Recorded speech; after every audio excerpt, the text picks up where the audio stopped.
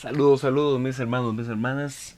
Continuamos con nuestra lectura centrada en el contexto de David. Ya estamos en el contexto de que pasó la muerte de Saúl y ahora David está esperando para consolidar su reino sobre Israel.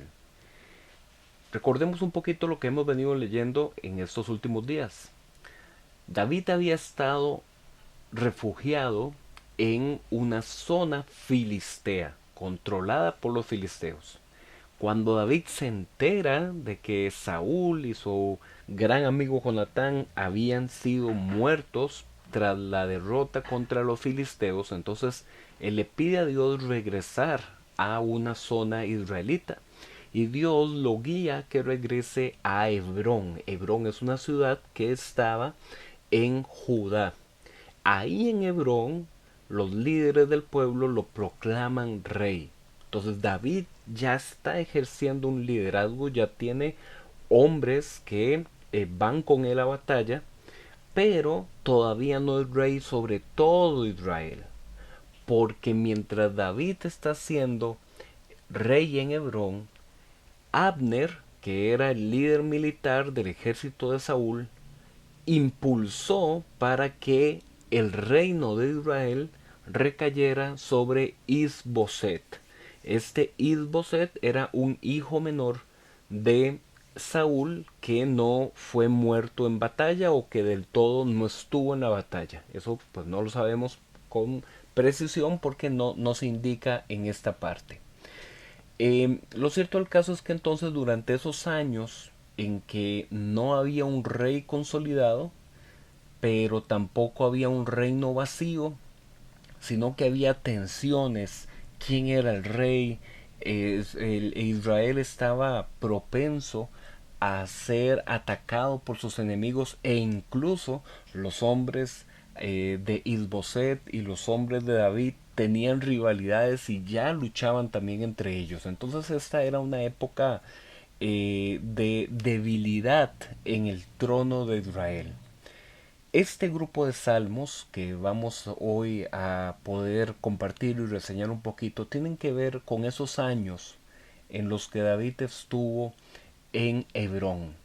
Durante esos años David llegó a ser padre, llegó a tener varios hijos.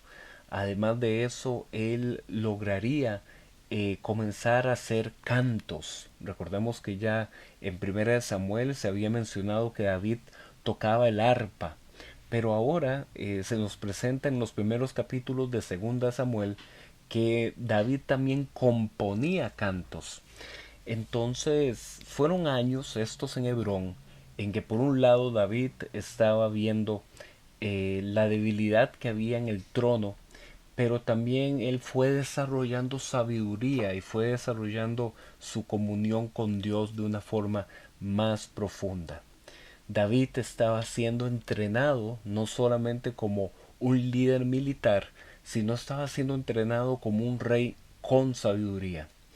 Y en estos salmos, en este grupo de salmos, vamos a ver que, por ejemplo, en el Salmo 6, en el Salmo 8, 9 y 10 y en el Salmo 14, vemos este ruego de David hacia Dios: Señor, protégenos de nuestros enemigos, aunque pareciera que nuestros enemigos, en este contexto los filisteos, pareciera que los enemigos prosperan. Señor, que realmente seas tú el que nos proteja, que realmente seas tú el que interviene. En el Salmo 6, David está sufriendo hasta el punto del llanto y el luto por la muerte de Saúl y Jonatán, y entonces por eso es que David le pide a Dios que lo proteja de sus enemigos, los enemigos de Israel, pero también los enemigos que quieren quitarle la posibilidad de llegar a ser rey. En el Salmo 8 David medita sobre la obra de Dios al contemplar el cielo, ver las estrellas, ver la luna, ver la obra que tú hiciste, Señor. Al ver la naturaleza, David reflexiona sobre la dignidad que Dios le ha dado al ser humano. David está aprendiendo que cuando llegue a ser rey, deberá ser rey para todos.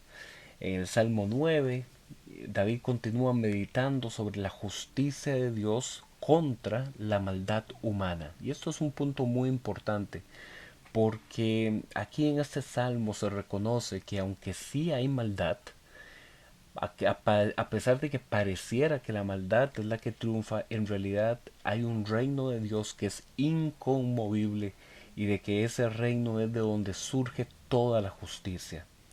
En el Salmo 10, David pone un contraste entre el malvado que daña al débil y Dios que protege al débil. También es un salmo que clama por justicia. Y en este caso, los débiles para ellos son el pueblo israelita que está a expensas de los enemigos, pero por eso se clama, Señor, que sé tú el que nos proteja. En el Salmo 14, David presenta no solamente al malvado que ha presentado en los salmos anteriores, sino ahora presenta al necio. Y este es un lenguaje, hablar de el malvado, hablar de el necio, es un lenguaje de lo que también podríamos denominar como los salmos sapienciales, es decir, salmos de sabiduría. Como les decía al principio, David no solamente está aprendiendo que para ser rey no solamente hay que ser un jefe militar, también tiene que ser un adorador, una persona que toma la ley como la base para la toma de decisiones.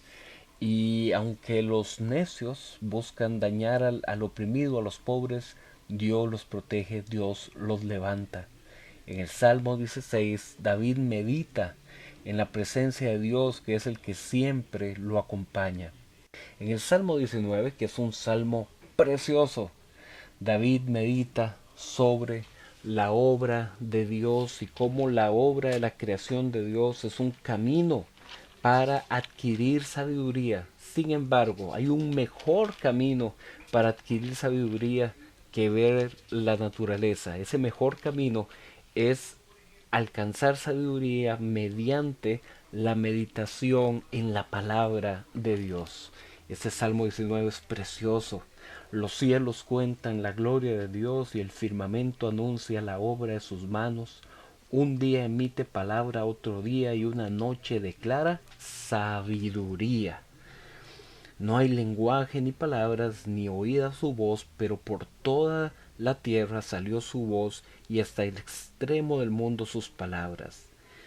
Eh, la ley de Jehová es perfecta, que convierte el alma. El testimonio de Jehová es fiel, que hace sabio al sencillo. El núcleo aquí en este Salmo 19 es que ver la obra de Dios nos habla de la perfección de Dios, pero contemplar su ley nos permite adquirir sabiduría. Y dice además este salmo que la sabiduría es más deseable que el oro, mucho más dulce que la miel. Así es que ojalá que también nosotros podamos aquí desear la sabiduría de esta forma. Finalmente, en el Salmo 21, David como rey, David en esta posición que tiene, que él es rey en Hebrón, es decir, es rey sobre Judá, todavía no es rey total sobre todo Israel, pero aún así aquí él le puede decir, Señor, tú eres realmente el que establece el reino. No es el poder militar, no es porque tenga aquí todas las alianzas con todos los soldados, sino porque tú eres el que ha establecido el reino.